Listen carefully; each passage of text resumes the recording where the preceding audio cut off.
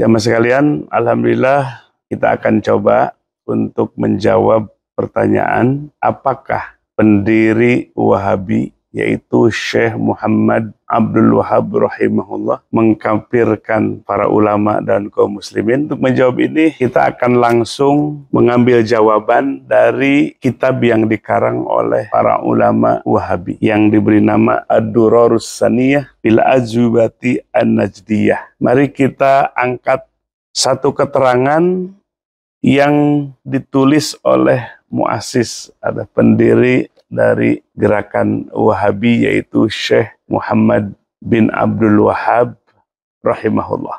Ia menyatakan wahada syirku alladzi dzakarahullahu qad tabaqal yauma masyariqal ardi wa magharibaha.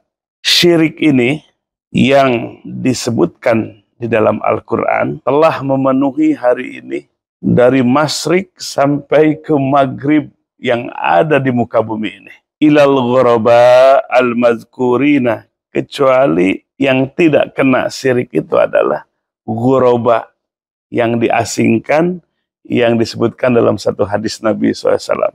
Wa qalilam mahum, sedikit sekali mereka. Artinya begini, di abad ke-18, syirik telah meliputi bumi ini dari masyrik sampai maghrib. Kecuali sedikit. Yang dimaksud ghuraba adalah beliau beserta murid-muridnya yang tidak terkena oleh syirik sehingga disebut ghuraba, yang terasingkan sebagaimana dalam hadis Nabi sallallahu alaihi wasallam, dan sedikit sekali kata beliau. Nah, ini menunjukkan bahwa beliau telah takfir, mengkafirkan seluruh kaum muslimin beserta para ulamanya dari masyrik sampai maghrib. Masih dalam kitab yang sama, Ad-Durar As-Saniyah bil Ajwibati An-Najdiyah, jilid ke-10, halaman ke-51. Ana ukhbirukum an nafsi. Saya menginformasikan kepada kalian tentang diriku. Wallahi, ia bersumpah demi Allah. La ilaha illahu, tiada sembahan, tiada Tuhan yang berhak diibadahi kecuali Dia. Wa qad talabtu, sungguh aku telah mencari al-ilma, ilmu. Wa taqada, dan meyakini man orang arafani yang mengenal kepadaku. Innali ma'rifatan, sesungguhnya bagiku ada pengetahuan. Wa ana, dan aku zalikal waqt, pada waktu itu la a'rifu, tidak mengetahui makna la ilaha illallah. Wala a'rifu, dan aku tidak mengetahui dinal Islam, agama Islam. Qabla hadal khair, sebelum datang kebaikan, alladzi mannallahu bih, di mana Allah berikan karunia kebaikan itu kepadaku. Wa kadzalika, demikian pula tidak tahu makna la ilaha illallah, tidak tahu Islam siapa? Masyayikhi, guru-guruku.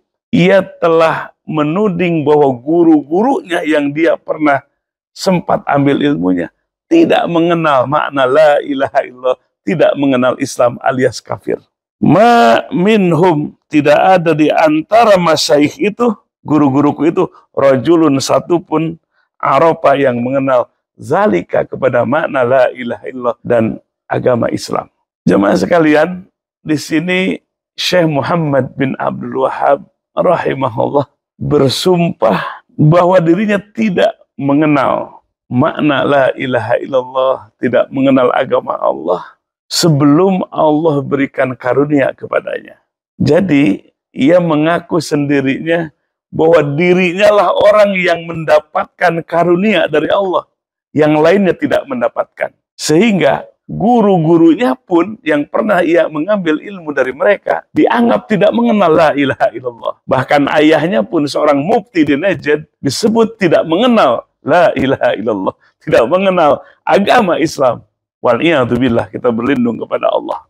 Hanya dirinya saja yang dapat kebaikan dari Allah Subhanahu wa taala, yang mengenal makna la ilaha illallah, yang mengenal Islam, dan yang atba'uhu, yang mengikutinya. Dan selain itu para ulama kita dan kaum muslimin dari masyrik sampai maghrib kufar, dianggap sebagai orang-orang kafir.